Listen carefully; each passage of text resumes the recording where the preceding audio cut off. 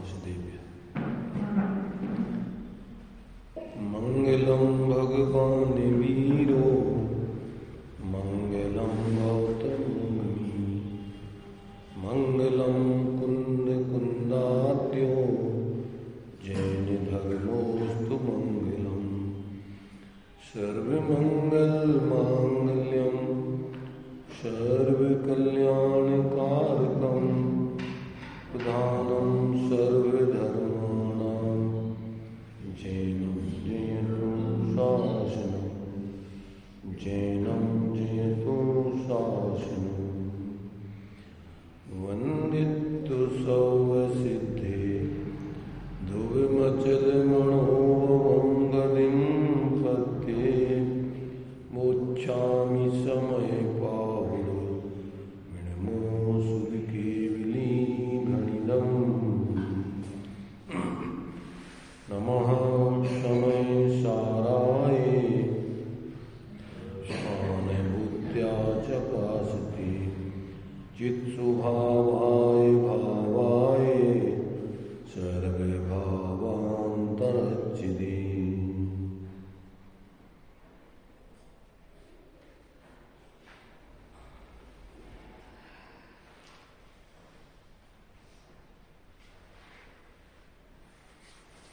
प्रातःग्नि 74 चल रही है। इसमें आश्रमों का और ज्ञान का समकाल कैसे है उस बात को यहाँ पर स्पष्ट किया गया है।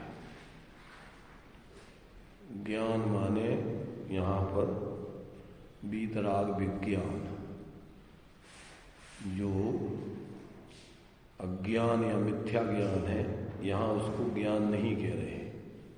ज्ञान माने जो कर्म कर्मफल चेतना आदि से पृथक अपने उस ज्ञान स्वरूप आत्मा का जहाँ से अनुभव चालू होता है उसका नाम ज्ञान है। और जब तक अपने उस ज्ञान स्वरूप आत्मा का अनुभव नहीं होता तब तक आचार्य उसको अज्ञान कहते हैं, ज्ञान नहीं कहते। तो यहाँ जिस समय जीव को ऐसा भेद विज्ञान हो जाता है, आत्मज्ञान हो जाता है, उसी समय आश्रमों का निरोध प्रारंभ हो जाता है। आश्रमों के निरोध का और आत्मज्ञान का, भेद विज्ञान का कहते हैं समकाल है। उसमें कोई अलग अलग काल नहीं है। जिस समय जीव अपने को परद्रव्यों से भिन्न अनुभव करता है उसी समय से अपने से भिन्न परमेय एकत्वपना, ममत्वपना टूट जाता है। अहंकार, ममकार, परद्रव्य, गुण, पर्याय, परके निमित्त से होने वाले अपने आश्रवादी भाव, उनमें एकत्व ममत्वपना टूट जाता है। और वहीं से फिर वो जितना जितना विज्ञान घन होता जाता है उतना उतना आश्रमों का अभाव होता जाता है। तो विज्ञान घन होने का और आश्रमों की निवृत्ति का समकाल है। जैसे प्रकाश और अंधकार का समकाल है। जिस समय प्रकाश होता है उसी समय अंधकार का अभाव हो जाता है। अब प्रकाश में जितना जितना प्रकाश होता जाता है उतना उतना अंधकार दूर होता जाता है।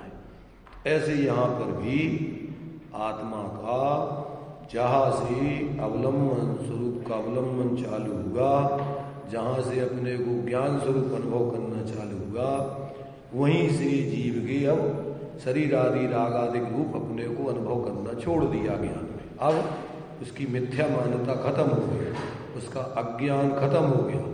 अब चारित्र में उसके क्रम से स्वरूप स्थिरता जितनी होती जाती है उतना उतना वो अपने ज्ञान स्वभाव में स्थिर होता जाता है। तो ये जो है यहाँ पर उस बात को ही यहाँ स्पष्ट किया गया है कि जब जीव क्या है, जहाँ से जीव को भेद विज्ञान होता है, आत्मज्ञान होता है, वहीं से उसके मिथ्यात्व का और कसायों का अभाव प्रारंभ हो जाता है।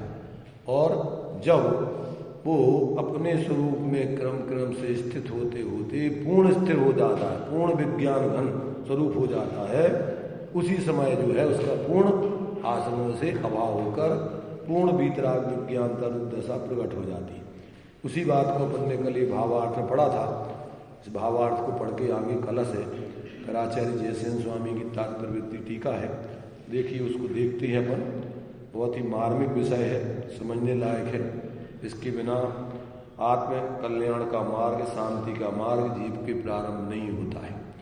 तो यहाँ अपने लिए आश्रमों का और आत्मा का जैसा ऊपर कहा गया है, तदनुसार भेद जानते ही जिस जिस प्रकार से जितने जितने अंश में आत्मा विज्ञान घन स्वभाव होता है, उस प्रकार से उतने उतने अंश में वह आश्रमों से निर्मित होता है। पहले जहाँ से भेद विज्ञान हुआ वहाँ से उसके जो शरीर आदि संयोगों में, राग आदि आश्रम भावों में जहाँ एकत्वपना चल रहा था, ममत्वपना चल रहा था, वहाँ से मिथ्यात्व का नाश हो गया और वहाँ से मिथ्या ज्ञान का नाश हो गया। वहाँ से अब आंशिक रूप में स्वरूप की स्थिरता चालू हो गई।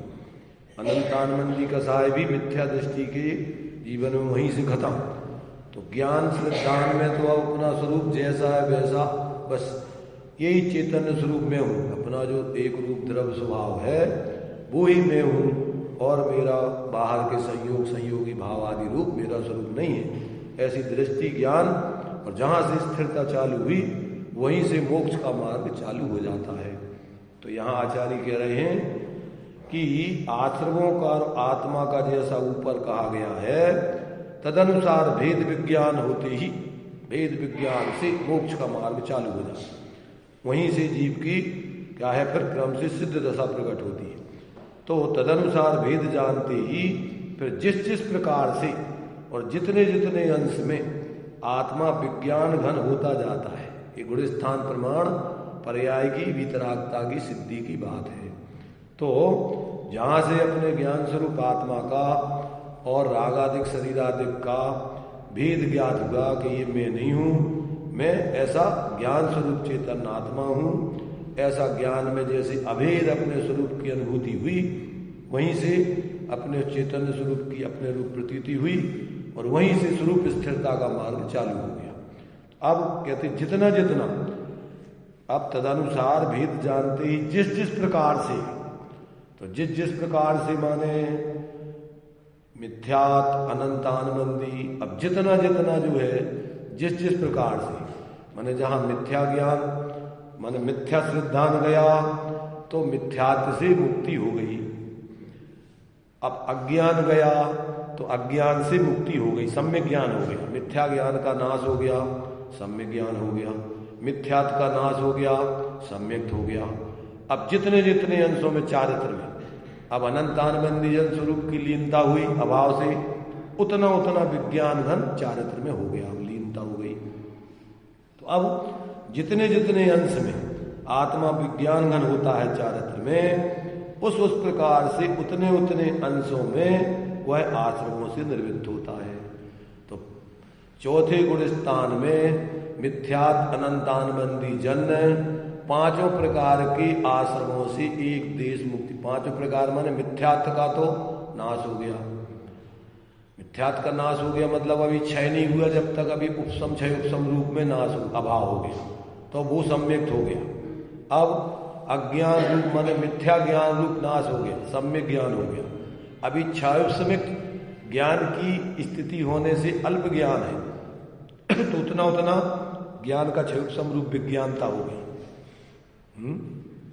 क्योंकि ज्ञान की परिणति में भी विज्ञानता पूर्ण केवल अज्ञान रूप होगी, इसलिए 12वें गुण स्थान तक अज्ञानता औदिक अज्ञान है, क्षयोपसमिक अज्ञान नहीं।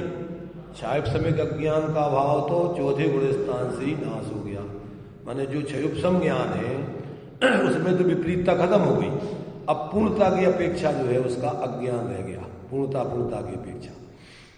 तो वो 12वें गुण स्थान के बाद अब 13वें गुण स्थान में पूर्ण होगा। ज्ञान की पूर्णता और चारित्र की पूर्ण, देखो श्रद्धान की पूर्णता तो चौथे में ही हो सकती है, जहां से क्षयक सम्यक्त हो गया तो सिद्धांत संबंधी तो उसका पूर्ण जो है विपर्यास चला गया। अब उसके ज्ञान में जब तक क्षायुप ज्ञान है, मिथ्या ज्ञान तो खत्म हो गया, अब सम्य ज्ञान, तो मिथ्या ज्ञान का तो अभाव हो गया, अब रह गया है क्षायुप ज्ञान। तो वो अब उतना अभी भी ज्ञान में प्रकटपने में कमी है पर्याय में, तो वो पूर्णता कहाँ होगी? कब वो 12वें गुण स्थान के बाद 13वें गुण स्थान। ऐसे ही वीर का जितना क्षायुप में प्रकट है वो तो स्वरूप की संरचना में लग रहा है, वो तो अपना स्वाभाविक परिणमन है।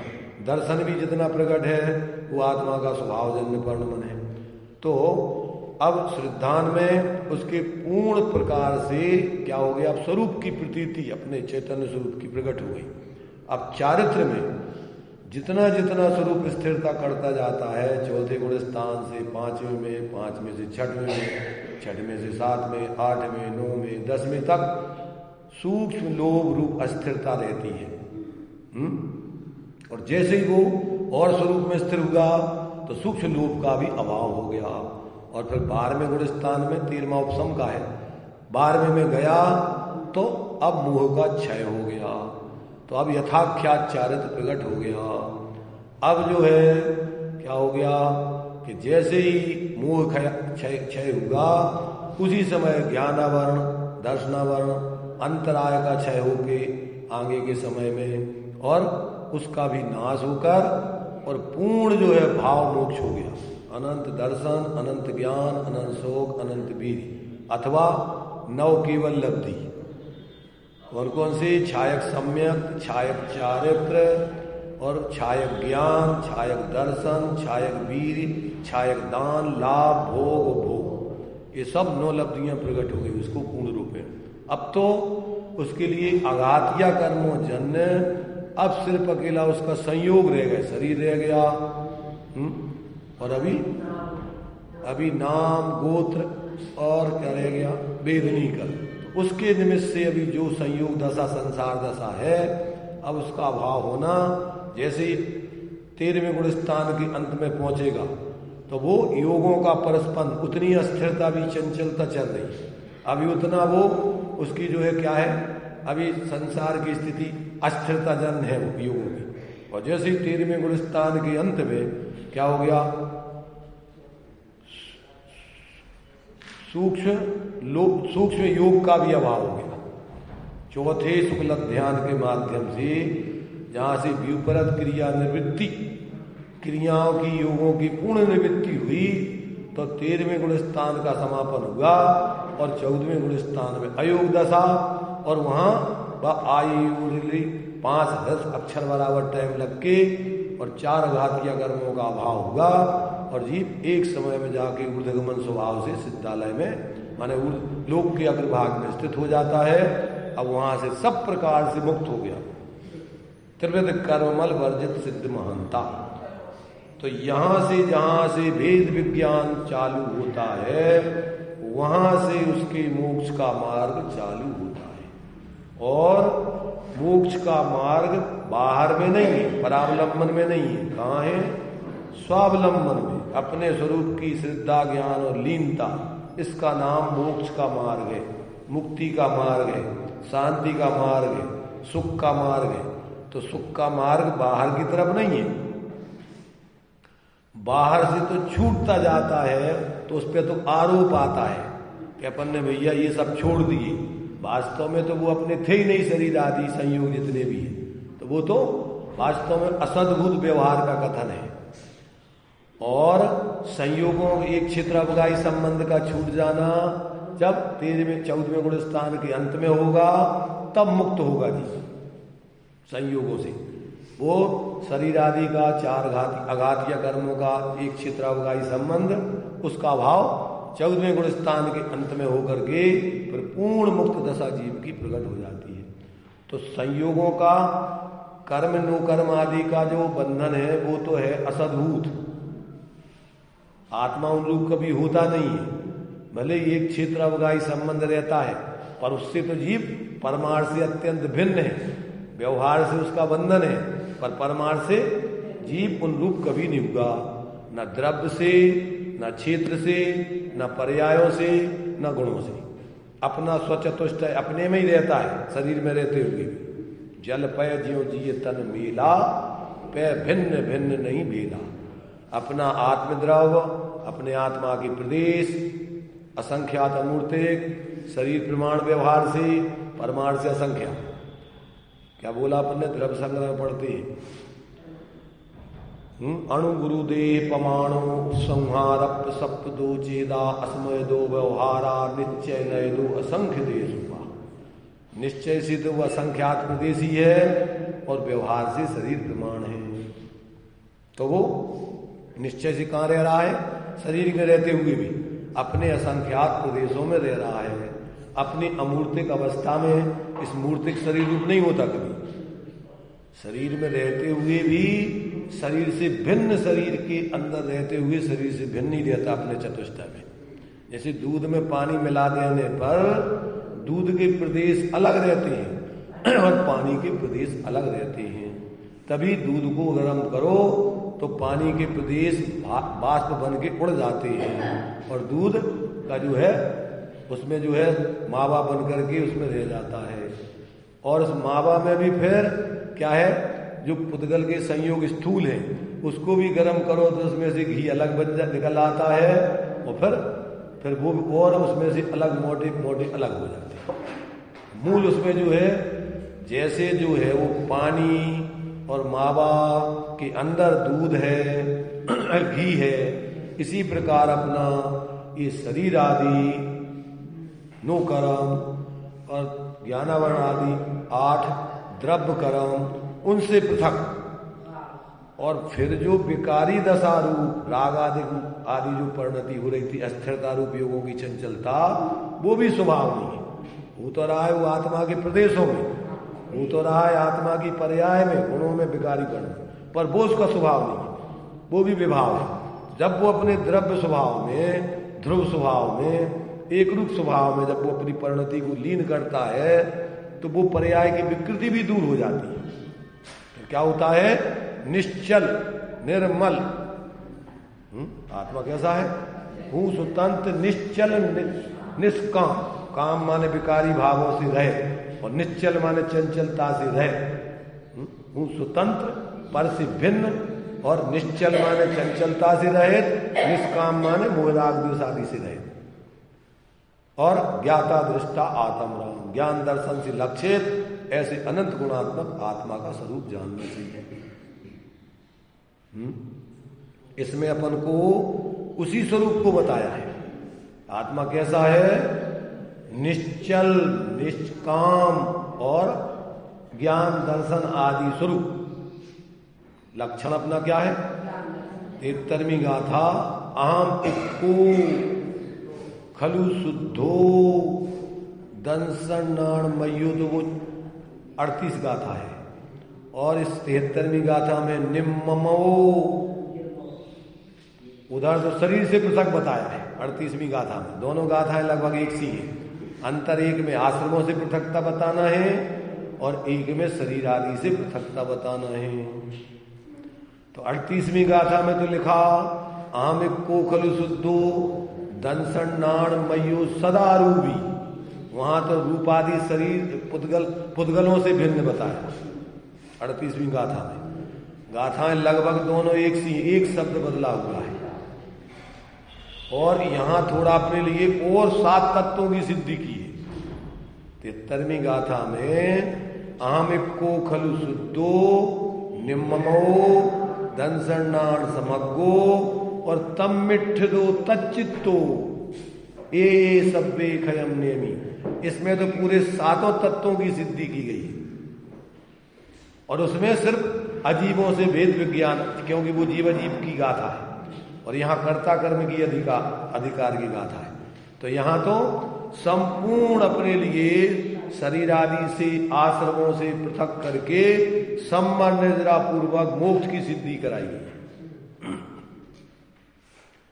तो पहले भेद विज्ञान और फिर भेद विज्ञान पूर्वक कसायों का क्रम से अभाव और उसी में स्थित होकर के लीन होकर के फिर संवर निद्रा पूर्वक संपूर्ण कर्मों का क्षय मोक्ष।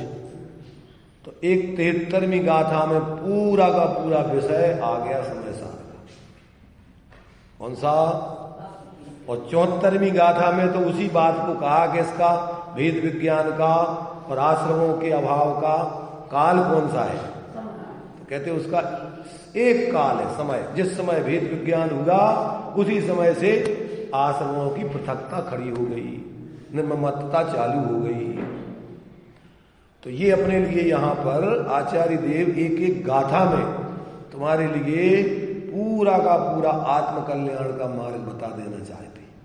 अगर पात्र जीव हो तो एक गाथा में ही पूरा का पूरा उसको मोक्ष माने भेद विज्ञान पूर्वक आत्मकल्याण की पूरी विधि मोक्ष तक की पूरी उसमें आ जाती।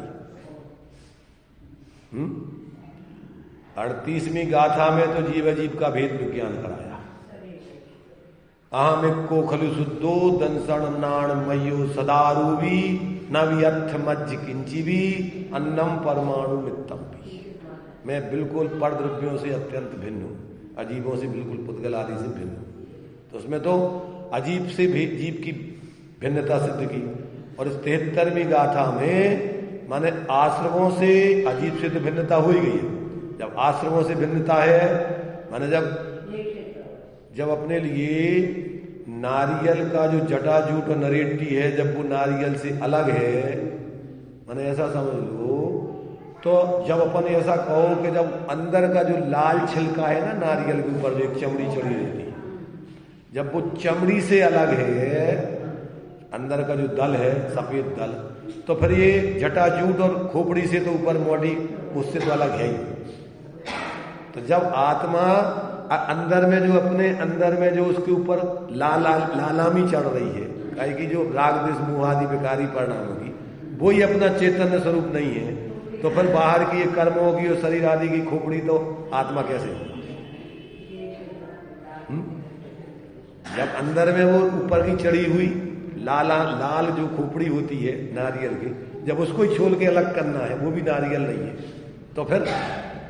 तो फिर ये बाहर में जो जटाजूट है और जो कर्मों की जो खोपड़ी है, वो तो आत्मा हो ही नहीं सकती।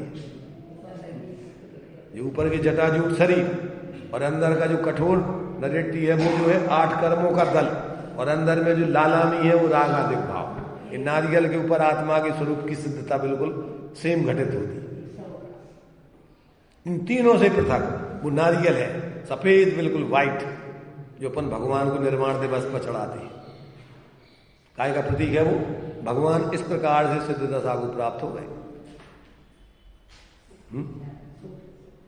तो अपन उस नारियल को चढ़ाते हुए नारियल को देखते हैं कि भगवान के स्वरूप को देखते हैं। मोक्ष कल्याणक के दिन अपन जो नारियल तो प्रतीक है तुम्हें काय का कि भगवान ऐसे हो गए बिल्कुल। अब उनके शरीर आदि छूट गए, बाहर का जैसे नारियल का जटा जुट गया और ऊपर की नरेटी गई, लालामी गई, और अंदर से बिल्कुल स्वच्छ साफ चैतन्य स्वरूप आत्मा ऐसा निखर गया। तो उसको वो अपन को देख करके भगवान के स्वरूप की याद करना है।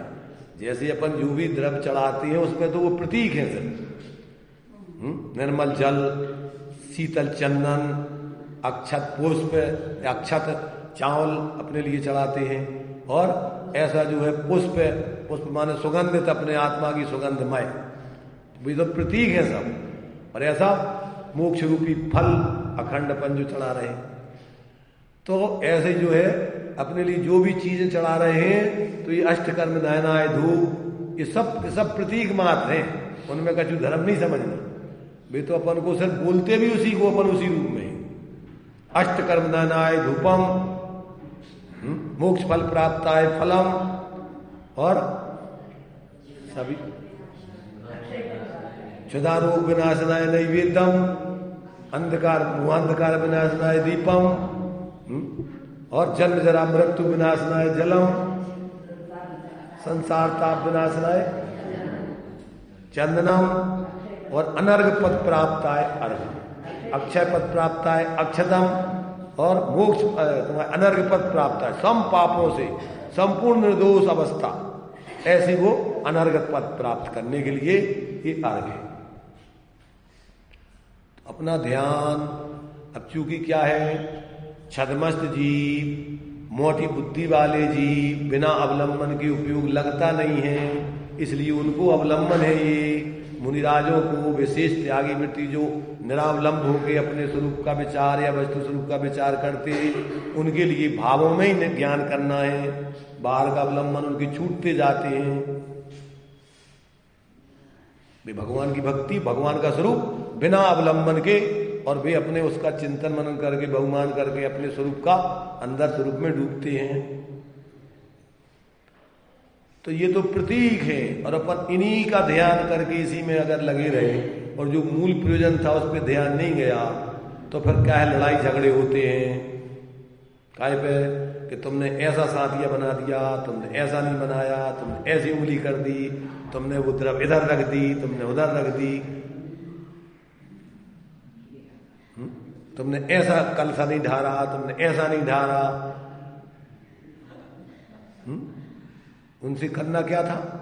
अरे उनसे तो तुम्हें जो उसमें बोल रहे हैं उस भाव को समझना था, शब्दों के अर्थ को समझना था, अवलंबन से निरावलंबी स्वरूप पे जाना था। क्यों? कभी अपन वहां अवलंबन लेकर के जीते हैं तो बिना अवलंबन के अपना उपयोग ही नहीं लगता, इधर उधर उपयोग भटकता है। तो इनके माध्यम से अपना उपयोग लगाओगे। बच्चे को गाड़ी कब तक पकड़ाई जाती है? तीन बाली वो चलने के लिए कब तक पकड़ाई जाती है? और जब वो उसके बिना चलने लग जाए तो पकड़ाई जाती क्या नहीं कि भैया चलो बच्चे पकड़ो इसको। कब तक है उसको? जब तक वो स्वावलंबी जीवन जीने की उसके अंदर सामर्थ्य नहीं है तब तक अवलंबन है। और जब स्वावलंबी जीने लगा तो अब तो बाधक है वो। ये जहां साधक हैं ते ही तहां बाधक है। बाकी राग द्वेष की कथा की कौन बात है? जो आत्म कल्याण के अपने लिए निमित्त है व्यवहार से, वे ही जब अंदर में उत्कृष्ट आत्मा आराधना हो जाए तो फिर वे ही तुम्हें बाधा खड़ी करते हैं। अब कोई बच्चे की उंगली पकड़े, छोड़ो हमें जाने दौड़ने दो, अब तुम पकड़ के नहीं, पकड़ ले मेरी उंगली गिर जाएगी। कहेगा अरे तुम्हारे पकड़ने से हमारी और स्वतंत्रता बाधित होती। आ रहा समझ में? कुछ बच्चे नहीं बनी रहने जिंदगी भर, उंगलियां पकड़ के ही चलते रहो दूसरों। अपन को अपनी स्वाधीनता प्रकट करने के लिए अवलंबन है व्यवहार की, और जो साध है परमार्थ को, वो परमार्थ को सधाने के लिए, स्वतंत्र होने के लिए गाड़ी पकड़ाई है। पराधीन बने रहने के लिए गाड़ी नहीं पकड़ाई। व्यवहार काय के लिए है? स्वाधीनता के लिए। और वो स्वाधीनता तुम बढ़ाते जाओ, परावलंबन छोड़ते जाओ, उसका नाम धर्म है। जिंदगी भर परावलंबन में बैठे रहो और मूल चीज पे आओ नहीं तो मूर्ता हो गई वो तो।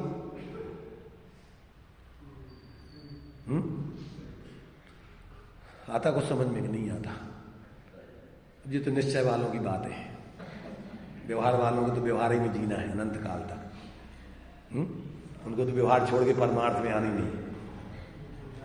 और निश्चय वालों को भी स्वावलंबन नहीं करके अकेली बातों में लगे रहना है। अकेली शुद्ध बुद्ध आत्मा की बातें करते रहो और काम भी करना संसार के। अपने स्वरूप की आराधना नहीं करना, निर्वृत्ति नहीं लेना, त्यागी वृत्ति नहीं बनना, इलक छुल्लक मुनिराज नहीं बनना है। क्या करना है? अपन को रहना पूरे गृहस्थ ही है, बातें करना है अकेले शुद्ध आत्मा की, बस इतने में अपना धर्म हो जाएगा। दो ही भ्रम में रहते हैं। शुद्ध आत्मा के स्वरूप को नहीं समझोगे, उसकी विधि को नहीं सीखोगे, शुद्ध जैसे नारियल के सफेद गोला को चाहिए है तो क्या क्या करना पड़ेगा? पहले जटाजूट छोड़ना पड़ेंगे, छांटना पड़ेंगे, नारियल नरेटी फोड़ना पड़ेगी, फिर उसको छीलना पड़ेगा। ऐसे ही अपने स्वरूप की एकाग्रता करना है तो सब बाहर से हट करके अपने स्वरूप में एकाग्र लक्षण से लक्षित करके उसमें एकाग्रता करोगे। कैसे अकेले विकल्पों में बातें करके हो जाएगा? नारियल मिल जाएगा तुम्हें सच कि ये जटाजूट नारियल नहीं है, ये खोपड़ी नारियल नहीं है, और ये लाला भी नारियल नहीं है। नारियल तो बिल्कुल सफेद स्वच्छ गोला है, तो मिल जाएगा खाने को। नहीं बात ही बात। जब तक अपना उपयोग ऐसे एकत्र व्यक्त आत्मा पर, इन शरीरों से संयोगों से पृथक, राग आदि से पृथक अंदर में एकत्र व्यक्त आत्मा की अनुभूति नहीं करोगे, तब तक ये प्राप्त होने वाली नहीं है सिद्धि। देखो ये स्थिति आपको बाहर में संयोगों में रह करके भी चौथे गुणस्थान जन्म तो उतनी आप अनुभूति कर सकते हैं। ये नहीं कर सोचना कि सर्वथा आपको ये सब छोड़। पहले तो उपयोग में वास्तव में तो अपन को उपयोग में भेद विज्ञान करना है, उपयोग में स्वरूप को ग्रहण करना है। तो ये बात पहले एक सीमा तक स्वरूप की अनुभूति प्रतीति तो आप जहां हो वहीं कर सकते हो। क्यों कि ये नरक में भी कर सकते हो, त्रियंश गति में भी कर सकते हो, देव पर्याय में भी कर सकते हो, मनुष्य में, पर एक सीमा तक। देव नार की चौथे गुण स्थान से आगे नहीं बढ़ सकते। कितनी कर सकते हैं वो? सिर्फ भेद विज्ञान करके अनंतानंदी कसाय का अभाव करके उतनी अनुभूति प्रतीति कर सकते हैं। तो सम्यक दर्शन प्राप्त करने के लिए घर छोड़ के बाहर भागने की जरूरत नहीं है। चले गए हो अच्छी बात है, परंतु काम ये नहीं करके और काम ले लिए हैं तो अपने को ठग रहे हो। तो हमने सोच लिया कि हमने घर छोड़ दिया तो हम बहुत बड़े धर्मात्मा बन गए, इस भ्रम में मत रहना। अनंत बार घर छोड़ दिया, क्या किया? उसके लिए तो समंत्र भद्राचार्य कह रहे कि उससे तो घर गृहस्थी में रहने वाले भी श्रावक श्रेष्ठ है, जो मुह रहित होकर सम्यक दर्शन प्राप्त करके और वहां अभी रह रहे परिस्थिति बसा, वे तो छोड़ करके अब मोक्ष को प्राप्त करेंगे। परंतु जो घर छोड़ करके भ्रम में पड़ गए कि हम तो बन गए बहुत बड़े साधु, और जो स्वच्छंदाचार पूर्वक प्रवृत्ति कर रहे हैं उनका तो ठिकाना नहीं, दुर्गति के पात्र होंगे। जो 28 मूल गुणों का पालन करते निर्दोष चरणानुयोग के आधार से, जो सटकाय जीव से बिल्कुल कृतकाय तनु 9 कोटि से उससे निवृत्ति करते हैं।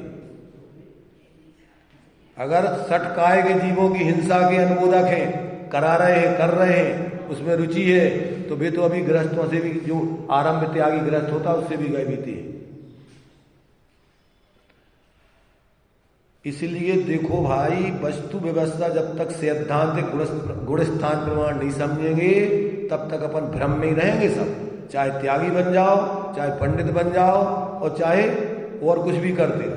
पर ये वस्तु व्यवस्था जो भगवान जी ने हमने बतलाई है कि चौथा गुण स्थान से मोक्ष मार्ग चालू हो जाता है, वेद विज्ञान चालू हो जाता है। उस चौथे गुण स्थान को प्राप्त करने के लिए बाहर की आपको कोई मजबूरी परिस्थिति नहीं है, जहां हो। पर इतनी जरूरत, उतना उसके लिए कितनी पात्रता चाहिए कि आप संगी पंचेंद्रीय पर्याय को प्राप्त हो गए, किसी भी गति में हो, चारों गतियों में आप भव्य हो। अभव्य जीवों को सम्यक दर्शन नहीं होता है। आपका संसार का भटकने का काल ज्यादा से ज्यादा अर्धपुद्गल परावर्तन काल शेष रह गया हो, और फिर आप भगवान जिनेन्द्र के द्वारा बताए हुए तत्वों के उपदेश को सुनो, समझो जागृत होकर, और अंदर में अपने ज्ञान में, ज्ञान से लक्षित अपने उस आत्मस्वरूप को, ये जो शरीर आदि है, राग आदिक है, उससे भिन्न अंदर में एकाग्र होकर के देखो, तो आपको निर्विकल्प आत्मा की अनुभूति हो जाएगी। सम्यक दर्शन प्राप्त करने के लिए बाहर से भागने की जरूरत नहीं है, अंदर से जागने की जरूरत है। क्या की जरूरत है? सम्यक दर्शन कौन सी गति के जीवों को प्राप्त हो सकता है? चारों गति के जीव प्राप्त कर सकते हैं। ये मोक्ष का मार्ग यहां से चालू होता है। यहां से 41 प्रकृतियों का संबर आश्रय बंध रुक जाता है, संबर हो जाता है। उतनी माने अंतर मुहूर्त तक उनकी असंख्यात गुण निर्जरा होकर के इतनी 41 प्रकृतियों का आश्रय बंध रुक जाता है। जो अपने लिए तत्वार्थ सूत्र में असंख्यात गुण निर्जरा का क्रम बतलाया, सम्यक दृष्टि, श्रावक, विरत, अनंत वियोजक, दर्शन मोह छपक, उपसमक, उपशांत मोह, छपक, क्षीण मोह, जिना, क्रमशो, असंख्य गुण निर्जरा। यहां से असंख्यात गुण निर्जरा चालू होती है। कहां से? सम्यक दृष्टि बनने से। तो जो जीव सम्यक दृष्टि बनने के मार्ग में चलेगा, तो जो सम्यक दर्शन की 5 लब्धियां बतलाई हैं, क्षयोपशम, विशुद्धि, देशना, प्रायोग, ये 4 लब्धियां जीव अनंत बार प्राप्त कर चुकता है। परंतु करण लब्धि उसी जीव को प्राप्त होती है जो नियम से सम्यक को प्राप्त करेगा ही करेगा। उस करण लब्धि के काल में उसका मरण भी नहीं होगा। जब तक सम्यक नहीं हो जाएगा तब तक उसका मरण भी नहीं होगा। सम्यक प्राप्त हो जाएगा, इसके बाद में फिर आगे की स्थिति जो होना है होगी। तो वहां से उसके अंदर से भेद विज्ञान करके आत्मज्ञान हो सकता है। तो प्रत्येक जीव संगी पंचेंद्री हो, भव्य हो और उसका भटकने का काल अब ज्यादा से ज्यादा अर्धपुद्गल परावर्तन काल शेष रह गया तो उसको सम्यक्त होगा। अभी ज्यादा भटकने का काल है तो सम्यक्त नहीं होगा। ऐसा जीव जागृत होकर के और फिर जब उसके लिए भगवान जिनेंद्र के शासन का उपदेश प्राप्त होता है, भगवान जिनेंद्र का उपदेश मिलता है, उसमें से फिर वो भेद विज्ञान करके और अपने आत्मा का अंदर में परद्रव्यों से भिन्न प्रयोग करता है, अंदर में झुकता है, तो क्रम से परिणामों की विशुद्धता बनती है और ऐसी विशुद्धता हो जाए कि जिसमें नियम से सम्यक्त होने ही वाला है अंतर्मुख में, तब करण लब्धि में पहुंचता है और वो अधाकरण अपूर्वकरण से असंख्यात गुणी निर्जरा चालू हो जाती है। अपूर्वकरण का अर्थ है ऐसे परिणाम जीव ने कभी भी नहीं किए, अपूर्व परिणाम होते हैं। अपूर्वकरण का क्या क्या क्या अर्थ है? ऐसे परिणाम जीव ने मिथ्या दशा में अनादि काल से कभी नहीं किए। वो परिणाम उसके अंदर में अपने स्वरूप की लीनता होते समय होते हैं, जिसके बाद नियम से सम्यक्त होते ही होता है। ऐसे परिणामों में जब पहुंचता है तो उसके प्रति समय के नए नए परिणाम होते हैं। अधाकरण में तो उसके जो सम्यक्त के मार्ग में कर्ण लब्धि में पहुंचते हैं, ऊपर नीचे के समय वालों के परिणामों में क्या है, एक रूपता भी हो सकती है। माने नीचे के पहले समय, जैसे मान लो अधाकरण का काल, मान लो अपन को मान लीजिए कि 10 समय का माना, तो पहले समय में जो जीव पहुंचा उतने परिणामों की विशुद्धता जिस जीव को हुई और आगे कम से चलते चलते दूसरे समय, तीसरे समय, चौथे समय, 5वें समय, 6वें समय वहां तक पहुंचा। और एक जीव पहले समय में ही जितने उसने 6वें समय में प्राप्त किए थे शुद्ध विशुद्धता, उसने पहले ही समय में प्राप्त कर ली। तो उसमें तो ऊपर नीचे के परिणाम, अधाकरण के परिणाम वाले जीवों में समानता हो सकती है, परंतु जो अपूर्व करण आगे का जो उसका करण है उसमें क्या है कि एक समय वाले जीवों के परिणामों में तो असमानता हो सकती है, परंतु नाना समयवर्ती जीवों के परिणाम अपूर्व ही होते। आगे वाले जीवों के परिणाम अपूर्व ही होते। वैसे परिणाम जो उस अपूर्व माने जो उस करण लब्धि में पहुंचा है उस व्यक्ति के माने अधाकरण परिणाम वालों के कभी नहीं हो सकते वैसे परिणाम। और अपूर्व करण में जो पहले के समय वालों के परिणामों में भेद है, अंतर है, वो कितना भी उसमें अंतर हो ऊंचाई नीचाई को, परंतु जो अपूर्व करण के दूसरे समय में पहुंच गया उसके परिणामों से वो नीचे ही होगा। एक समयवर्ती जीवों के परिणाम अपूर्व करण में अपूर्व ही होते हैं, नए ही होते हैं, अलग अलग ऊंचे ही होते हैं, नीचे वाले परिणामों से उसके मेल नहीं खाता है। और अनिवृत्तिकरण में क्या होता है कि जितने समयवर्ती जीव होते हैं उनके सबके परिणाम एक समान होते हैं, उनमें कोई अंतर नहीं पड़ता है। एक समय में जितने चाहे 2 जीव हो, 10 जीव हो, 50 जीव हो, 100 जीव हो, सारे जीवों के एक जैसे परिणाम, उनमें अंतर नहीं पड़ेगा। दूसरे समय में सबके परिणाम एक जैसे, तीसरे समय में एक जैसे, सबके परिणाम बराबर अनिवृत्तिकरण वालों के एक जैसे चलते।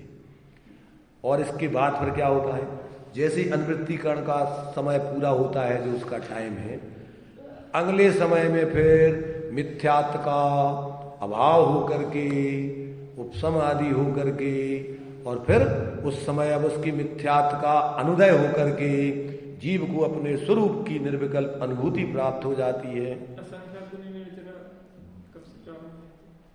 अपूर्वकरण परिणामों से असंख्यात गुणी निर्जरा चालू होती है, अधाकरण परिणामों से नहीं होती। और अपूर्वकरण से लेकर फिर अनिवृत्तिकरण और सम्यक्त के अंतर मुहूर्त काल तक क्या चलता रहता है, असंख्यात गुणी निर्जरा चलती रहती है। इसके बाद फिर जब वो उपशम सम्यक्त का काल खत्म हो जाए तो या तो वो क्षय उपशम सम्यक दृष्टि बन जाए, या मिथ्यात्व में चला जाए, या सम्यक मिथ्यात्व में चला जाए, या साधन में चला जाए, तो वो फिर उसके परिणामों की स्थिति फिर अगर अवृत दशा में रहेगा क्षय उपशम सम्यक दृष्टि, तो फिर 41 प्रकृतियों का आश्रबंध रुखा रहेगा और सम्यक प्रकृति का उदय चलता रहेगा। उस परिणामों में जो उपशम सम्यक में निर्मलता थी उसमें थोड़ी सी मलिनता आ जाएगी, क्योंकि अब सम्यक प्रकृति में मिथ्यात्व की प्रकृति है उसका उदय चलेगा, तो चलमल अगाड़ दोष लगते रहेंगे पर सम्यक का नाश नहीं होगा। मिथ्यात्व का बंध नहीं होगा, 41 प्रवृत्तियों का बंध नहीं होगा, परंतु उसमें थोड़ी अब कुछ निर्मलता नहीं रहेगी। जैसी उपसम सम्यक में होती, छायक में होती, वैसी निर्मलता अब उस क्षय उपसम सम्यक में नहीं होगी, पर सम्यक तो निरंतर बना रहेगा। दृष्टांत क्या दिया कि जैसे वृद्ध व्यक्ति लाठी लेकर के चलता है तो उसका हाथ कांपता है परंतु वो गिरता नहीं, ऐसे वो सम्यक थोड़ा थोड़ा भी सचल है। माने उसको अपन 3 दोष बतलाए, कौन कौन से? चल, मल, अगार, तीनों का जो स्वरूप है वो अपनी श्रद्धा से, माने जो दृढ़ता रहना चाहिए उससे थोड़ा चलता हिलता रहता है, उसका नाम है चल। और जो उसमें निर्मलता होने चाहिए, छायक में उपसम में है वैसी निर्मलता नहीं रहती, इसलिए मल। और जो गाढ़पना रहना चाहिए जिस समय जो श्रद्धान में होता है, जितना गाढ़पना छायक सम्यक में और उपसम सम्यक में, वो गाढ़पना इसमें नहीं होता। तो वो तीनों को वो 3 तरीके से समझा, उसी सम्यक प्रकृति को, दोषों को 3 तरीके से समझा है। उसको चल कहो, मल कहो, अगाढ़ कहो, बताना ये कहीं सुन पे उसका माने क्षय उपसम सम्यक का। तो ऐसा जो है वो जीव क्या है? अविरत दशा में रह सकता है। वो अविरत दशा में जीव क्या है? बना रह सकता है। कितना? 66 सागर तक बना रह सकता है। कितनी सागर तक? 66 सागर तक अविरत क्षय उपसम सम्यक का काल निरंतर बना रहने का है। उपसम सम्यक का काल सिर्फ अंतर्मुहूर्त का है और छायक सम्यक का काल तो साधी अनंत है। एक बार प्राप्त हो गया तो अब उसका नाश कभी नहीं होना है। अब तो उसके संसार का काल रह गया कितना कि 33 सागर से कुछ अधिक, 2 कोटि पूर्व अधिक और 33 सागर, बस इससे ज्यादा वो संसार में नहीं रहेगा। इसके बाद वो नियम से मोक्ष जाने वाला है। ज्यादा है ज्यादा या तो उसी भाव में मोक्ष चला जाए, या तीसरे भाव में मोक्ष चला जाए, या चौथे भाव में। दूसरे भाव से मोक्ष नहीं जाएगा। छायक सम्यक्त होता है कर्म भूमि के मनुष्यों को, तो जब दूसरे भाव में या तो वो स्वर्ग में ही जाएगा, कदाचित नरक में भी जा सकता है। कहां जा सकता है? नरक में। और अगर मनुष्य आयु बांध ली है पहले मिथ्या दशा में, और यदि त्रियंश आयु बांध ली है तो त्रियंश और मनुष्य गति में भी जा सकता है। तो वहां कहां जाएगा? भोग भूमि का मनुष्य त्रियंश बनेगा, तो वहां से फिर 3 भाव होंगे उसके। अगर नरक में और स्वर्ग में जाएगा तो 2 भाव के बाद मोक्ष जा सकता है। एक तो ये भाव, एक वो दूसरा, माने इस भाव की अपेक्षा जिस भाव में सम्यक प्राप्त किया, एक तो वो भाव रहता है उसको छोड़ दो। और दो भाव कौन से कहलाएंगे? एक उसको नरक का अथवा एक स्वर्ग का, और एक मनुष्य का आकर के मोक्ष चला जाएगा। तो या तो वो काय में जाएगा, या तो तीसरे भाव में जाएगा, या चौथे भाव में मोक्ष जावे, या उसी भाव में। दूसरे भाव में मोक्ष नहीं जा सकता है। क्यों? कि जिस मनुष्य पर्याय में कर्म भूमि उसने छायक सम्यक को प्राप्त किया, अब दूसरा भाव उसका कौन सा होगा? दूसरा भाव तो उसका देवगति या नरक गति का होगा। तो देवगति से तो मोक्ष होता नहीं है, नरक गति से मोक्ष होता नहीं है, तो अब उसको आना पड़ेगा मनुष्य गति में। मनुष्य गति से मोक्ष हो सकता है तो तीसरे भाव में जाएगा। और या उसने अगर छायक सम्यक प्राप्त करने के पहले अगर मनुष्य और त्रियंश आयु बांध ली है तो यहां से कहां जाएगा? वो भोग भूमि का मनुष्य त्रियंश बनेगा। तो वहां से स्वर्ग जाएगा नियम से। भोग भूमि के मनुष्य या त्रियंश नियम से स्वर्ग ही जाते हैं, तो वहां से स्वर्ग जाएगा। तो एक भाव भोग भूमि के मनुष्य या त्रियंश का, फिर दूसरा भाव स्वर्ग का, और तीसरा भाव मनुष्य का, यहां से मोक्ष जाएगा। ऐसा जो है ज्यादा से ज्यादा छायक सम्यक दृष्टि को या तो उसी भाव में चला जाए, या फिर तीसरे भाव में जाए, और या फिर चौथे भाव में जाए। 4 भाव से ज्यादा छायक सम्यक दृष्टि संसार में नहीं रहती। दूसरे स्वर्ग तक सम्यक दृष्टि पहले, दूसरे स्वर्ग में मिथ्या दृष्टि का नियम है। भवनत्रक में उनका नियोग ही है। भोग भूमि के जीव सम्यक दृष्टि होंगे तो नियम से पहले और दूसरे स्वर्ग में जाएंगे, और मिथ्या दृष्टि होंगे तो भवनत्रक में पैदा होंगे। उस जाति वहां पर पाप नहीं होता है, मंद कसाएं रहती हैं, इसलिए उनका सम्यक दृष्टि को तो चूंकि 41 प्रकृतियों का आश्रय बंद रोका हुआ है, इसलिए नीचे भवनत्रक में पैदा होता नहीं, मिथ्या दृष्टि पैदा होती है। और भोग भूमि का जीव है, पुण्य कमा रहा है, तो वो भवनत्रक में पैदा हो जाएगा। तीव्र कसाय है नहीं उसकी। दूसरे स्वर्ग से ऊपर भी नहीं जा पाता वो, और इतना पुण्य भी नहीं कर पाता। इस जाति के परिणामों की विशुद्धता उतनी चौथे गुण स्थान से आगे जाता नहीं है, उतनी विशुद्धता उसकी वहां पर भी होती नहीं है, इसलिए वो पहले दूसरे स्वर्ग से आगे नहीं जा सकता है। तो ये सब चीजें अपन को, चूंकि करणान युग का विषय है, यहाँ तो अध्यात्म का विषय चल रहा है, इसकी चर्चा लोग ज्यादा इसमें करते नहीं है। हमने तो चूंकि उसको थोड़ा विशेष समझने के लिए, समझाने के लिए बीच में चर्चा कर ली। इनने तो इसमें कहा कि भैया ये देखो इसमें लिखा है भावार्थ में, तो इसमें दिखा कि अगर तुम्हें इसका विस्तार समझना है तो कहते गुणस्थानों की परपाड़ी रूप से तत्वार्थ सूत्र की टीका आदि सिद्धांत ग्रंथों में से जानना, वहां से जानना। यहाँ तो सामान्य भेद प्रकरण समझाने के लिए है, इसलिए सामान्यता तुम्हें हम जानकारी दे रहे हैं। ये तो हमने विशेष चर्चा कर ली, इसमें चर्चा होती नहीं है ज्यादा।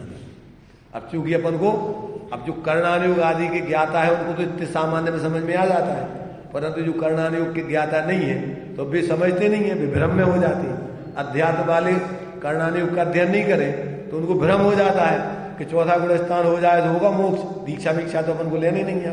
और जबकि आचार्य क्या कहते हैं कि सम्यक ज्ञानी हो बहुरी दृढ़चार्य मिलती, फिर तो और उसको जल्दी झटपटी होती है कि अब कब जल्दी हम इन विकल्पों से निवृत्त होकर मोक्ष मार्ग में लगे। तो जो भ्रम में रहते मुमुक्षु वे सोचते हैं कि बस भेद विज्ञान और आत्मा का बस अपने चर्चा करते रहो, बस इतना ही धर्म है, इससे आगे तो कोई धर्म है। अगर कोई त्यागी वृत्ति बन जाए तो कहेंगे ये तो क्रियाकांडी है, चाहे भला ही सम्यक दृष्टि सच्चा हो, पर उसको वे स्वीकार ही नहीं करेंगे। आज अगर कुंद कुंद आ जाए तो आभासी जो निश्चयाभासी मुमुक्षु हैं वे तो उनको नहीं करेंगे, मुनि हो ही नहीं सकता इसका, उनको देख के उनके परिणाम बिगड़ जाएंगे, देखेंगे नहीं, उनके पास जाएंगे नहीं। आज जो कुंद कुंद के ग्रंथ पढ़ रहे हैं ना अकेले, और अपने आप को बस उसी में संतुष्ट है, और वो पर बाहर की निर्वृत्ति में जिनको रुचि नहीं है, थोड़ामल जी कहते हैं कि उपवास व्रत आदि की जिसको रुचि नहीं है वो तो मिथ्या दृष्टि है, स्वच्छंदाचारी है। सम्यक दृष्टि को तो इन सब चीजों का बहुमान आता है कि हम जो है कब दीक्षा लेकर के कब इस प्रकार बाह्य से और अंतरंग से तप करते हुए अपने स्वरूप की आराधना करें। इसलिए जो लोग इसमें संतुष्ट हो गए हैं कि बस ये बातें बस सुनते रहो, बस अब इसमें अपनी सुविधा है, बढ़िया खूब खाओ पियो मौज करो और अपन बढ़िया सम्यक दृष्टि बन गए। तो आचार्य इसमें दिया है कि फुलाया है मुझ इसने, और कहता है मैं तो सम्यक दृष्टि में मुझे बंद नहीं होता है, कहते वो बहुत दुर्गति का पात्र बनता है, धर्म में मत रहे। जिसको त्याग मार्ग में रुचि नहीं है, क्योंकि बिना त्याग मार्ग के ऐसा निश्चय व्यवहार का सुनील है, बिना त्याग मार्ग के किसी को मोक्ष नहीं होता है, बिना मुनि बने किसी को मोक्ष नहीं होता है। मुनि मात्र बन जाने से मोक्ष नहीं होता है, ध्यान रखना। कुछ कारण ऐसे हैं, टोडरमल जी कहते हैं कि जिसके बिना तो कार्य नहीं होता पर उससे कार्य नहीं होता है। तो मुनि पद ऐसा ही है कि उसके बिना तो मोक्ष नहीं होता है, पर मुनि बन जाने मात्र से मोक्ष नहीं होता है। और दूसरा कार्य जो रत्नत्रय की सिद्धि पूर्णता है उससे मोक्ष होता है। रत्नत्रय ऐसा कारण है कि उससे मोक्ष होता ही होता है, उसके बिना मोक्ष नहीं होता है। मुनि पद तो ऐसा है कि उसके बिना तो मोक्ष नहीं होता, पर उसके बन जाने मात्र से मोक्ष नहीं होता है। जब आगे का और कार्य रत्नत्रय का अंदर में करो तो मोक्ष होगा। तो ये सारी चीजें अपन को वास्तव में क्या है, जब तक पूरा चारों अवयवों का व्यवस्थित ज्ञान नहीं हो तब तक व्यक्ति भ्रम में रहता है।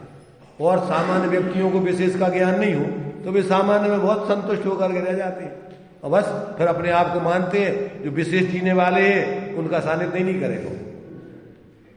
बहुत भ्रम में है लोग, इसलिए कोई क्रिया जड़ थई रहे और शुष्क ज्ञान में कोई, और माने मार्ग मोक्ष को करना उपजेज हुई। श्रीमद जी के समय में ये दशा थी, उनने लिखा इच्छा, क्या लिखा कि कछु तो क्षयुप ज्ञान में मारा मारी, उसी में धारणा ज्ञान में संतुष्ट हो गए, और कछु बाहर के ही त्याग ग्रहण में ही अकेले अपने को धर्मात्मा मानते, अंदर में तत्व का ज्ञान करते ही नहीं, आत्मज्ञान की साधना करते नहीं।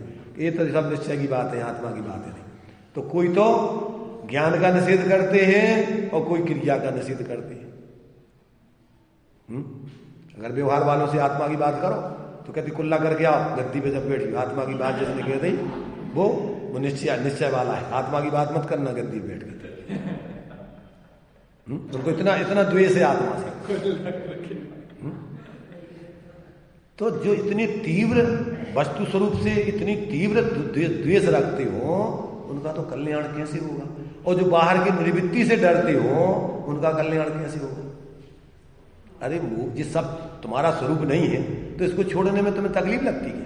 अरे वैसे तो परमार्थ तात्विक दृष्टि से छूटा ही हुआ है, और व्यवहार में बिना छोड़े तुम घर गृहस्थी में बैठे बैठे मोक्ष हो जाएगा तुम्हारा। अगर बाहर से पूर्ण निवृत्ति करके मुनि दशा प्राप्त नहीं करोगे बुद्धिपूर्वक तो तुम्हें हो जाए मोक्ष। जो श्वेतांबर लोग मानते हैं कि हाथी पे बैठे बैठे चक्रवर्ती बने बने राजा बने बने मोक्ष हो गया, उनके भगवान जितने कितने हैं, कैसे हैं पता है? वे राजा महाराजा भगवान है श्रृंगार वाले, ऐसे मोक्ष होते राजपाट में। तो ये तो महा स्थूल गृहीत मिथ्या दृष्टि है। और जैन मानते अपने को, और तत्वार सूत्र पढ़ते, सब ग्रंथ पढ़ते। तो मतलब ये है कि बहुत भ्रमित है जो जीव जैन है व्यवहार में अपने को। जैन वो इनको श्वेतांबरों को तो जैन में लिए ही नहीं टोड़े मर्जी ने। वो कहते हुए तो गृहीत मिथ्या दृष्टि। क्यों? कि भगवान को सरागी मानते हैं, कपड़े वाला मानते हैं। साधुओं को भी अपने यहाँ तो 108 मुनि है, उनके तो 100 कपड़ा पहने 1008 होते सब। और वे सब महाराज है, चाहे माता हो और चाहे वे माने पुरुष हो चाहे स्त्री हो, सब महाराज है, महाराज साहब है सब। और सब 1008 है, जो अपन 1008 भगवान को लिखते हैं रंग वे सबको। क्योंकि बड़ी बड़ी बातों में उनको लगता है कि ऊंचे ऊंचे हम बहुत महान हैं। 108 वाले जो छोटे हैं और हम 1008 वाले। तो भोले जीवों को ठगने की विद्या है इन लोगों ने, सरल धर्म बता करके और उनको लगा दिया उसमें। बहुत जल्दी ग्रहण कर लेते हैं, जो बढ़िया है, खाओ पियो मौज करो, तत्व की बातें अकेली करते रहो, इसमें बहुत अच्छा धर्म है। देखो बिना तत्व के तो आपको स्वरूप का बोध ही नहीं होगा, परंतु अकेली बातें करते रहने से कल्याण होने वाला नहीं है। जब तक आपको ज्ञान वैराग्य नहीं हो, जब तक आपको बाहर की अरुचि नहीं विषय भोगों से, संसार शरीर भोगों से, तो तुम्हारी पात्रता ही नहीं है। तो इनमें रस है, पैसों में, पद में, ख्याति में, पूजा में, लाभ में, 7 प्रकार बोलते हैं। पद, पैसा, प्रतिष्ठा, प्रशंसा, प्रसिद्धि, प्रदर्शन और प्रतिस्पर्धा। एक दूसरे से आगे, हम इससे आगे, हम इससे आगे बढ़ना। तो बाहर की प्रतिस्पर्धा में लगे हमें तो मिथ्या दृष्टि है। अंदर से अपने स्वरूप की वितरागता की प्रतिस्पर्धा नहीं कर रहे कि भैया इतनी कसाय है, अब इन कसायों को छोड़ के और अपन और ज्यादा वितराग बनेंगे। उधर प्रतिस्पर्धा नहीं करके, और बाहर में प्रतिष्ठा, लाभ, पूजा की प्रतिस्पर्धा, पैसों में प्रतिस्पर्धा, पदों में प्रतिस्पर्धा। इतने तो आचार्य पद की प्रतिस्पर्धा चल रही। आचार्य पद कोई प्रतिस्पर्धा का पद है क्या? है? अरे ये तो तुम्हारी अंदर की विशुद्धि का पद है, और ये कोई देने लेने की नहीं है। ये तो सहज ही दूसरे लोग तुम्हें स्वीकार करेंगे कि नहीं तुम हमारे नेता, तुम हमारा आचार्य, हमें सब तुम्हारे नेतृत्व में जिएंगे। तो ये दिया लिया नहीं जाता है, ये तो वो देते हैं लोग, और ये ऊपर से आता है। संघ के आचार्य विशेष गणधर आदि पात्र शिष्य को देख के और फिर उसको कहते हैं भैया तू आचार्य बन जा। और पर वो सब शिष्यों से पूछते हैं कि देखो भाई तुम्हें स्वीकार है कि नहीं, और वे सारे शिष्य उसको सिर माथे स्वीकार करते तब बनते। ऐसा नहीं है कि श्रावकों से श्रावक तुम्हारे प्रोफेसर का तुम्हें पद दे देंगे, माने जैसे विद्यार्थी है वे तुम्हें प्रोफेसर बना देंगे, डिग्री प्रोफेसर की है।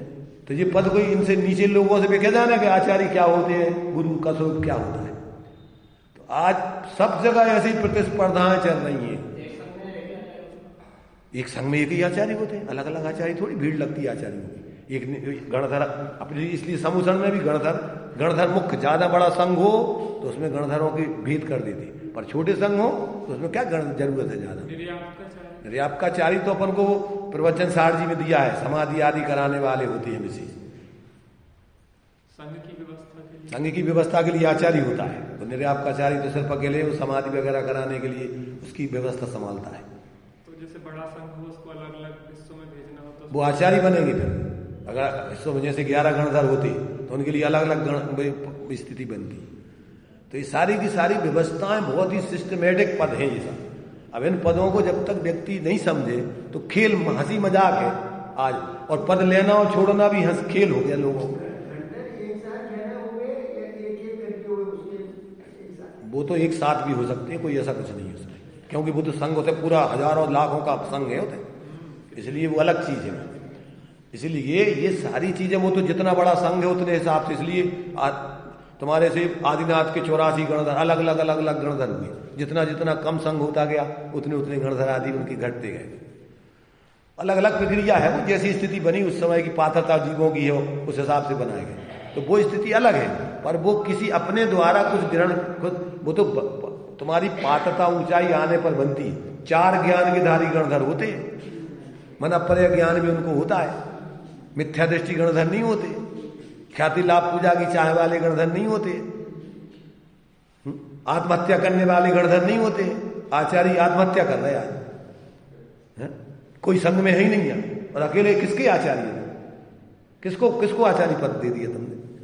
मैंने कुछ भी होश नहीं है, और समाज बिल्कुल अंधी, जिसको कुछ नहीं पता है कि क्या हो रहा है, और बढ़िया सब बात बस हो गया, कपड़े छोड़ दो, हमारे संग तुम हमारे एक संप्रदाय खड़े कर लिए, ये तो अपने महाराज।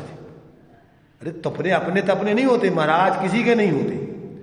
महाराज तो साधु पंच परमेष्ठी जीव मात्र के होते, वे किसी संप्रदाय विशेष के नहीं होते। तो अपन ने खेल बना दिया आज पंचम काल में। आज ऐसी दुर्दशा हो रही, जेलों में महाराज बैठे, क्या हो रहा है? तो मतलब ये है कि ये पंचम काल में भरत चक्रवर्ती के 16 स्वप्ने, चंद्रगुप्त के 16 स्वप्ने, उसमें सब दिया हुआ है क्या क्या होगा। तो अपन इस प्रपंचों में न पढ़ के, क्योंकि किसी के हाथ में नहीं है, किसी की कोई सुनेगा नहीं, ये तो अपन समझने के लिए चर्चा कर रहे हैं, किसी की बुराई के लिए नहीं है। अपन को फायदा ये है कि अपन पागलपन में नहीं पड़ेंगे समझने के लिए। अगर कोई इस प्रकार की भ्रांति में है, वो गलत काम कर रहे हैं, और अपन उनके आगे आगे पीछे लगे रहेंगे, तो अपन भी दुर्गति में जाएंगे। कितकायतन में है, हाँ, इसीलिए तो कह रहे हैं कि अपन को उनका स्वरूप भी समझना जरूरी है। पंच परमेष्ठी का स्वरूप क्या है, ये अपन को समझना जरूरी है। और जब तक इसको नहीं समझेंगे, अंधे बन करके सांप्रदायिक बुद्धि से तो कपड़े उतार दिए जो अपने महाराज है, और निश्चय वालों ने समझ लिया कि महाराज बन गए माने ये व्यवहार वालों की महाराज है, चाहे सही हो चाहे गलत हो। ये भी सांप्रदायिक बुद्धि है। जब तक तुम्हारे लिए स्वरूप नहीं समझ में आएगा, और तुम भी सत्य को समझ के जी नहीं रहे होगे, तो तुम सही हो गलत को भी, अगर उनको बाहर से परिस्थिति का के आधार से तुम मान रहे हो, तो तुम क्या है कि जैसे मान लीजिए वे तो समाज भिन्न वाले थे ना, तो वे तो कछु नहीं जानते, तत्व की बात है। तो तुम्हें उपदेश देकर नहीं जाना, तो देखा तत्वों के नाम ही नहीं जाना, तुम उनको महाराज मानोगे? तो अगर तुम्हें सही महाराज का स्वरूप पता नहीं होगा, तो चाहे वे निश्चय के संप्रदाय वाले हो और चाहे व्यवहार के, वे मूर्ता में पड़े रहेंगे, अपनी भी दुर्गति करेंगे, और गलत का समर्थन करके खुद उनको दुर्गति के कारण बनेंगे। 9 कोटि से त्याग होता गलत का। इसलिए अपन को अपने जीवन में गलती ना आवे, उसके समझने के लिए इन सबका विवेक होना चाहिए। पंच परमेष्ठी का स्वरूप नहीं समझोगे तो तुम्हारे जीवन में तुम धर्म समझोगे किससे? यद बतवा किसी के पास पहुंच जाओ, तुम्हें क्या समझाएंगे? वो उल्टे उपदेश दे करके भटका देंगे, पाप में लगा देंगे अपने हिसाब से, और लगे रहो उसमें आराम साराम के कार्य में, पाप के कार्य में। तुम मान रहे कि हम तो धर्म कर रहे, और कर रहे तुम पाप। इसलिए अगर अपन को उनका सही स्वरूप नहीं समझेंगे, तो अपन गलत लोगों की संगति करके स्वयं दुर्गति के पात्र होंगे। 9 कोटि से पाप होता है, करो कराओ, करते हुए अनुमोदना करो, मन से, वचन से, काय से। इसलिए 9 कोटि से त्याग होता है। अपन आलोचना पाठ में पढ़ते हैं ना, समरंभ समारंभ आरंभ, मन बचतन कीने प्रारंभ, कृत कार्य मोदन करके, क्रोधादि चतुष्टय धर के। सत्य 8 जो इन भी दनते, आगे कीने पर दनते। 108 प्रकार से पाप होता है। गलत करो, कराओ, करते हुए की अनुमोदना करो, मन से, वचन से, काय से, कृत से, कार्य से अनुमोदना वो करो, कराओ अनुमोदना। और क्रोध के बस होके करो, मान के बस होके करो, मायाचारी के बस होके करो, लोभ के बस होके करो। हो गया वो सब। और समरंभ 108 में उसमें जुड़ जाएंगे। देखो, समरंभ समारंभ आरंभ, मन बचतन कीने प्रारंभ, 3 में 3 का गुणा करो, 9 हो जाएंगे। तो कृत कार्य मोदन करके, ये 9 में 3 का गुणा करो, 27। और क्रोधादि चतुष्टय धर के, 27 में 4 का गुणा करो। 108 प्रकार से पाप भी होता है और पुण्य भी होता है। क्या क्या होता है? पुण्य के कार्य भी इतने ही प्रकार से होते हैं, क्योंकि आप करो, कराओ अच्छे कार्य, उनकी अनुमोदना करो मन से, वचन से, काय से। आहार दे रहे हो, दुआ रहे हो, देने वालों की अनुमोदना कर रहे हो मन से, वचन से, काय से, तो तुम्हें भी पुण्य का बंध होगा। और देने वाले को कम हो और अनुमोदना करने वाले को ज्यादा, क्योंकि बंध होता है भाव से। देने वाले के भाव उतने विशुद्ध नहीं हुए और अनुमोदना करने के भाव और ज्यादा विशुद्ध हो। और ये धन्य है जिनका जीवन, भैया अपन नहीं दे पा रहा, देखो जी अच्छा काम कर रहे हैं, तो वो तो विशेष भाव की विशुद्धता कर रहा है, और तुम दे करके अंदर में उतने परिणामों की विशुद्धता नहीं है, तो उतना पुण्य नहीं बनेगा। जो जी तुम्हारे से बाहुबली वगैरह, भरत वगैरह भाई नकल नेवला बंदर सूकर की अवस्था में अनुमोदना करी थी उसने। तो अपन को अभी इन सारे भेद प्रभेदों का पता ही नहीं है कि हम कर का रहे मन से, वचन से, काय से। हम किसी संप्रदाय में शामिल होकर धर्म कर रहे हैं कि धर्म के स्वरूप को समझ के धर्म कर रहे हैं, ये तो समझना पड़ेगा ना। संप्रदाय से धर्म नहीं होता है, काय से धर्म होता है? धर्म तो भावों से, सम्यक पने से होता है। तो इसके लिए तो अपन को ये सब समझना पड़ेगा कि नहीं। अब तुमको चर्चा नहीं करो तो चर्चा किसी की थोड़ी कर रहे, वस्तु स्वरूप की चर्चा कर रहे हैं कि साधुओं का स्वरूप ऐसा नहीं होता, आचार्य का स्वरूप ऐसा नहीं होता, अरहंत का स्वरूप ऐसा नहीं होता। तो ये तो समझना तो पड़ेगा कि नहीं। नहीं नहीं नहीं, तुम तो महाराज की बात ही मत करो, तो महाराज की बात नहीं करो, तुम महाराज बन जाओ। और बनोगे तो कैसे बनोगे? अगर महाराज का स्वरूप नहीं समझोगे, महाराज बने बिना तो मोक्ष होगा नहीं, तो महाराज कैसे होते बताओ? पंचम काल के महाराज अलग होंगे और चौथे काल के अलग होंगे। सदा काल महाराजों का स्वरूप पंचपरमेश्वर का स्वरूप एक जैसा होता है। और तुम कहोगे नहीं नहीं चौथा काल है, इसमें तो सब चल जाएगा, तो सब चल जाएगा, तो सब चल जाएगा। तो चौथे काल में भी नरक जाते थे, आज भी नरक जाएंगे ऐसा करेंगे तो। इसलिए अपन को जब तक दिया हुआ है कि इस काल में इतने इतने करोड़ लोग दुर्गति के पास वेश को धारण करके ल जाएंगे, उसमें गलत काम करेंगे, नरक जाएंगे, और उनकी भगत भी संगे जाएंगे करोड़ों अनगिनती। तो ये अपन को सारी चीजें अपन समझेंगे नहीं, इसमें अपन को जो लगेगा अरे यार तुम कहाँ की बातें कर रहे। अरे हम कहाँ की बातें नहीं कर रहे हैं, धर्म की बातें कर रहे हैं जी। इसमें किसी की बातें नहीं कर रहे हैं, हम वस्तु स्वरूप की बातें कर रहे हैं। हम किसी व्यक्ति की बातें नहीं कर रहे हैं, कौन क्या कर रहा है अपन मिला उससे, तो उसमें ये लक्षण मिल रहा है कि नहीं मिल रहा है। अपन को सोना खरीदने हैं तो सोने के स्वरूप को तो समझोगे कि नहीं। हम नकली सोना, तुम सोना का लक्षण ही नहीं जानो तो ठगाए जाओगे सोने खरीदोगे कि नहीं। इसलिए अब यहां तो चूंकि ज्यादातर अध्यात्म में भी अकेली बातें चलती रहती, अब ये सारे भेद प्रभेदों की चर्चा इसमें की नहीं जाती। कह रहा ना कि सब समझना है तो करना नहीं में जाओ। ये चर्चा इसलिए बताते हैं कि जब ऊंचाई पे पहुंच जाते जब ये चर्चा सुनाई जाती। वैसे ऐसा नहीं है, पर क्योंकि समूषण में कोई ऊंचाई नीचाई का सवाल नहीं है, ये सब समूषण में से आई हुई बातें हैं। अब जीव अपनी अपनी पात्रता अनुसार समझे कौन किस भूमिका में समझे। ऐसा नहीं है एकांत से तुम निश्चित कर दो, क्यों कि भगवान समूषण में निश्चित थोड़ी करते कि चलो हम मुनि राजों को सुना रहे हैं, तुम उठ जाओ यहाँ से श्रावक लोग और तुम त्रियंश लोग यहाँ से भागो यहाँ से। होता है ऐसा? समूषण में कौन को सुनाया जाता है?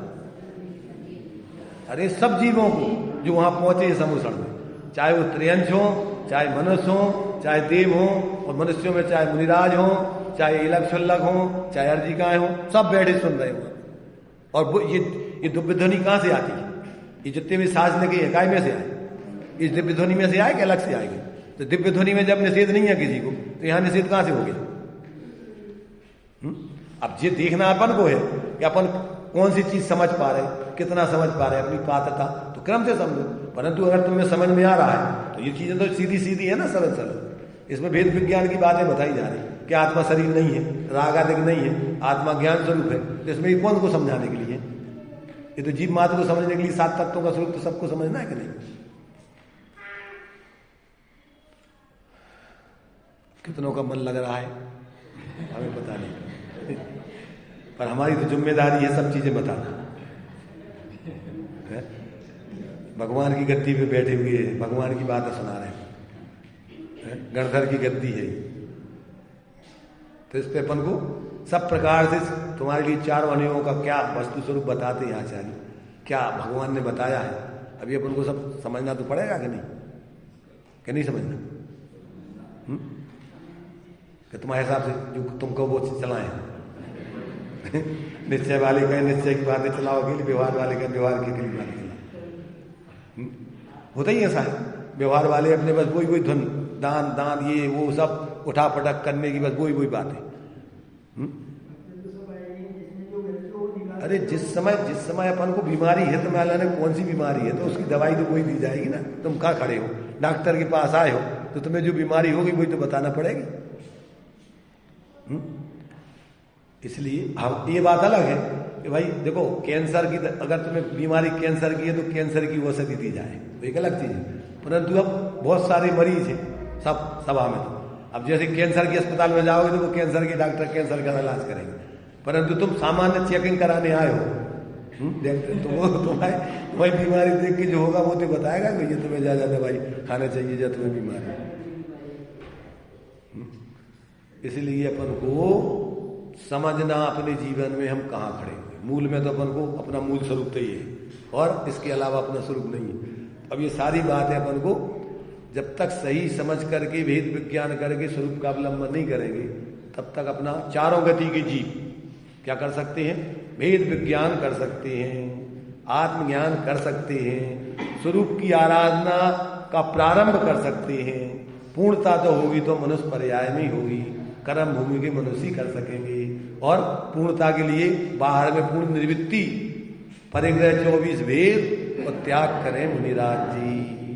पहले 10 प्रकार का परिग्रह छोड़कर सम्यक पूर्वक, सम्यक ज्ञान पूर्वक, और फिर संपूर्ण बाह्य 10 प्रकार का परिग्रह छोड़ के और फिर विशेष स्वरूप की आराधना करके निर्विकल्प होके और धर्म ध्यान पूर्वक शुक्ल ध्यान की सिद्धि करके और फिर अनंत दशा सिद्ध दशा प्रकट होती है। क्रम है ये। तो समय खराब तो नहीं हो रहा किसी का? ज्यादा इससे जरूरी कोई काम हो भैया, बहुत तुम समय बहुत खराब कर देते हो, टाइम का कोई ध्यान नहीं। ज्यादातर लोगों की ये चिंता रहती है कि तुम टाइम का ध्यान नहीं रखते, तो हम क्या करें? टाइम का ध्यान रखें तो फिर हमें समझाने का ध्यान नहीं रहता है। जब समझाने का ध्यान होता है तो फिर टाइम का ध्यान नहीं रहता है। तो अब दो चीजें एक संग तो नहीं रह सकती। अब जो टाइम वाले हो गए तो भैया फिर वो टाइम वालों का हमारे से मेल नहीं खाता, कम खाता है, क्योंकि हम टाइम को देख के नहीं बोलते, हम तो विषय को देख करके बोलते हैं, जरूरत को देख के बोलते हैं। तो अगर तुम्हारे लिए टाइम वाले हो तो भैया टाइम वाले सुनाने वालों को बुला के उनसे सुनना, और अगर तुम्हें बेटाइम सुनना है और तुम्हें वस्तु स्वरूप समझना है तो फिर हम तो जब हमें जो समझाने का भाव आएगा, जितना समझाने का आएगा उतना समझाएगा।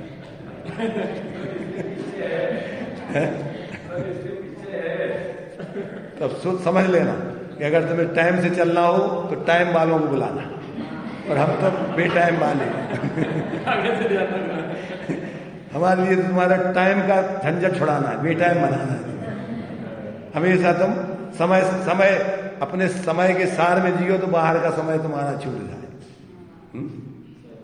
निरंतर तुम्हारा समय, प्रत्येक समय तुम्हारा अपना स्व समय होगा, पर समय तुम्हें दिखेगा नहीं। चलिए टाइम अपना हो गया।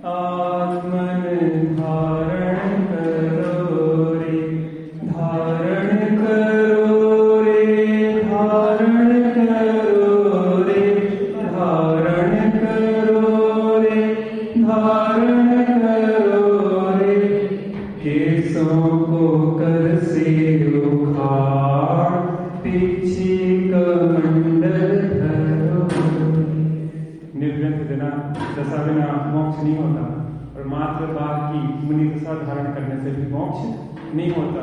मोक्ष तो रत्नत्रय से होता है, लेकिन मुनि दशा पूर्वक ही स्थिति बनती है।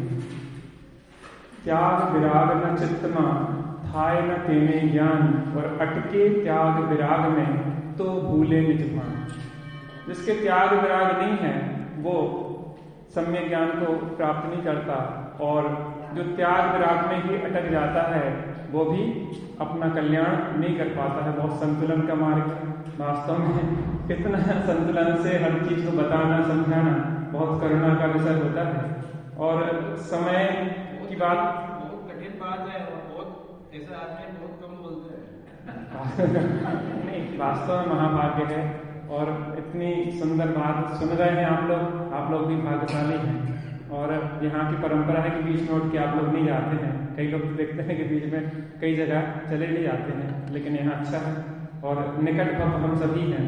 और यहाँ पे जो चर्चा है प्रसंग प्राप्त भावार्थ पे 2-3 दिन से चर्चा चल रही है कि जितना जितना आश्रमों से निर्वृत्त होता जाता है उतना उतना विज्ञान घन होता जाता है, और जितना जितना विज्ञान घन होता है उतना उतना आश्रमों से निर्वृत्त होता है।